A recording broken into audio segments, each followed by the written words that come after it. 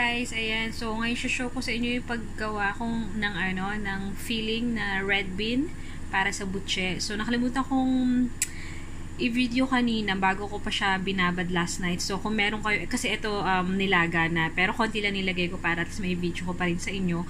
So ayan, yung hindi pa nailalag na red bean, i-soak nyo lang siya overnight. And then, pagka-soak overnight, kinabukasan, i-rinse nyo siya. And then, pakuluan nyo siya sa tubig para lumambot, kagaya nito. So, ayan. So, sinoak ko na siya overnight. Ito, pinakukuluan ko na siya para lumambot. Once na lumambot na siya, i-blend natin siya. So, papakita ko yan sa inyo sa next, sa next step na gagawin natin. So, ayan guys, nailaga na natin siya. Ngayon, i-blend ko na siya para madurog na. Yung iba din direktang durog na siya habang nasa pan. Ako, i-blend ko siya para durog na durog siya. And then, after natin siya i-blend, yung next step is, lalagyan na natin siya ng sugar sa kawali. So, keep watching. So, maglalagay lang tayo ng beans. Malinis yung kamay ko.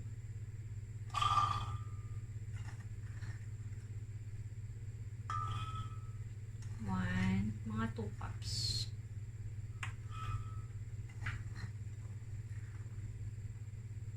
Ayan, 2 cups. Lalagyan ko lang siya ng tubig.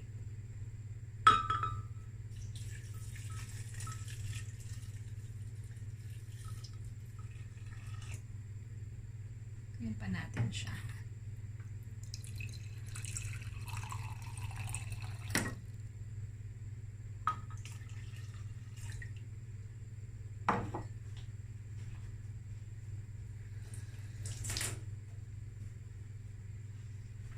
Then, i-blend na natin siya hanggang sa madurog siya.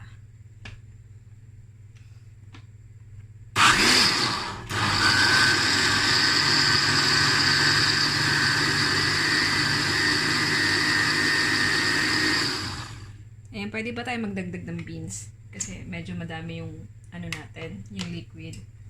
Para lang siya magiging paste, ganun, para siyang jam ang natin.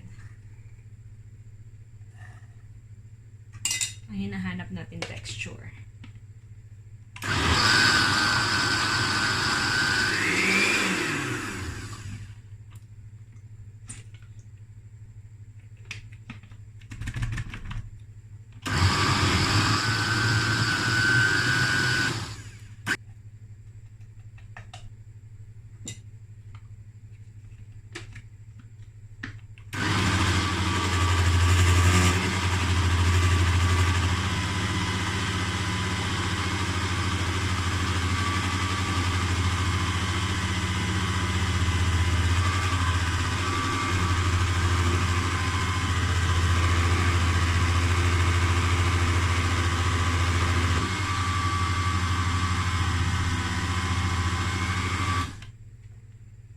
Luin natin ulit siya.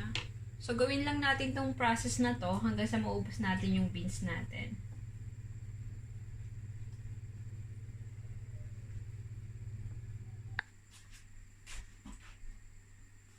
So, ililipat natin yung nagawa natin. So, ito yung nagawa natin. Ganyan dapat yung niya, yung texture niya. Pero kayo, kung gusto niyo medyo buo, kagaya niyan, may buo-buo naman siya. So, ayan. So, ganyan yung gagawin natin. So, ito pa lang yung almost more than half na ng ng munggo ko. So, transfer ko lang siya dito. And then, tatapusin ko yung iba.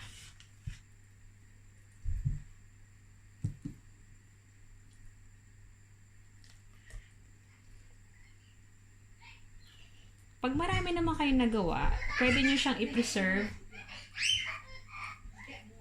at ilagay nyo sa freezer.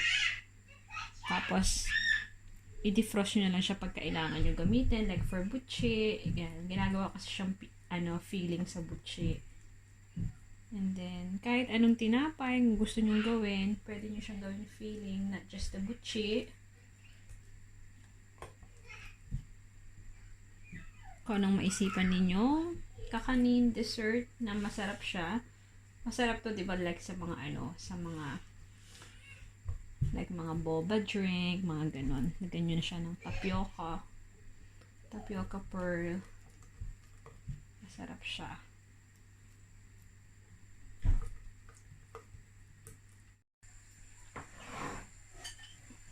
Pagkatapos nating, ayan, ma-blend lahat ng ating munggo. Ngayon, ikukook naman natin siya para lagyan natin ng sugar.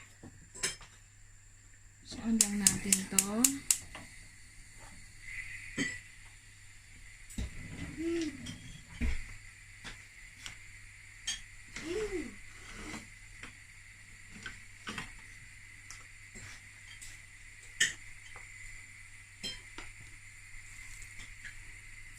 Hindi ko lalagyan to ng sugar. Yung kailangan ko lang.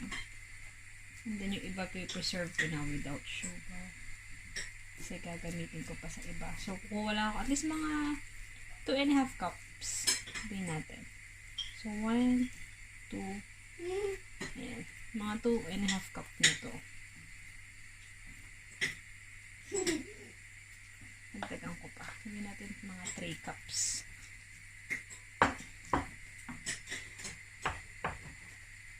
Gagamit lang ako ng normal sugar, which is white. Ayan.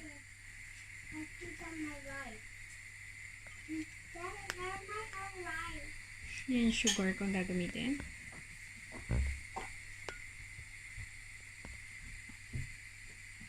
So, the same thing din. Kung ilan yung gagawin ninyong munggo, the same thing din yung sugar para at least lahat proportion. Or pwede nyo naman tikman kung kasi kapisado nyo na yung recipe ninyo. Pwede nyo siyang tansya-tansya. At pwede nyo rin naman tikman yung ginagawa ninyong munggo para at least hindi rin siya mapasobra sa, sa tamis. So ako normally tinatansya-tansya ko na kasi kabisado ko naman na siya. Tsaka tinitikman ko rin talaga siya every now and then. So ayan. Haluin lang natin siya hanggang sa matunaw yung yung sugar. So, nilagay kong sugar at least mga 1.5 cup to.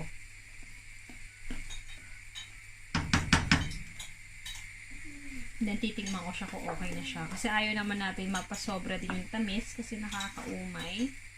Yung tama lang.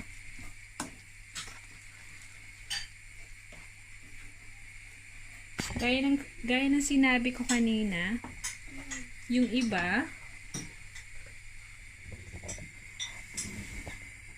pa nagluluto ng ng munggo, once naluto na yung munggo, doon na rin nila dinudurog sa sa pan, and then tsaka lalagyan ng asukal. So pwede naman yun. Nasa sa inyo naman yun kung saan mas mabilis at madaling process para sa inyo. Ako kasi biniblend ko siya kasi gusto ko medyo durog talaga yung yung munggo.